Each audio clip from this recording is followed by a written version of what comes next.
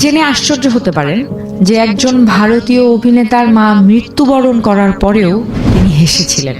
সত্যি অবাক করার মতো ব্যাপার। আসুন এটার বিস্তারিত জানি। একটা সময় ভারতের বিখ্যাত অভিনেতা রাজ কাপুর একটি সিনেমা বানাচ্ছিলেন, নাম ছিল মেরা নাম জোকার।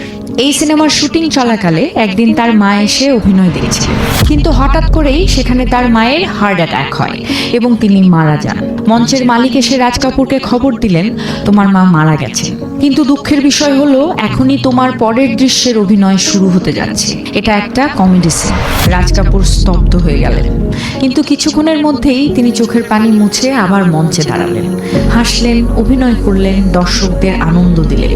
শুটিং শেষ হওয়ার পর তিনি বলেছিলেন, জীবন একটা সার্কাসের মতো, আমরা সবাই ক্লাউন, হাসি দিয়ে কষ্ট ঢেকে দেই, কারণ শো মাস্ট গো অন। এই গল্পটা শুধু একজন অভিনেতার নয়, এটা আমাদের প্রত্যেকের জীবনের গল্প। আমরা অফিসে, ব্যবসায়, ক্লাসে প্রতিদিন একটা মঞ্চে অভিনয় করি। ব্যক্তিগত জীবনে যত কষ্টই থাকুক, পেশাগত জীবনে আমাদের হাসতে হয়, দায়িত্ব পালন করতে হয়, লক্ষ্য পূরণ করতে হয়। তাই জীবনে একটা জিনিস মনে রাখুন, আপনার পার্সোনাল লাইফ আর প্রফেশনাল লাইফ আলাদা করুন। যখন কাজের সময় তখন নিজের কষ্ট নয়, নিজের দায়িত্বটাই বড়। ঠিক যেমনটা রাজ কাপুর করেছিলেন। Because no matter what happens in life, the show must go on.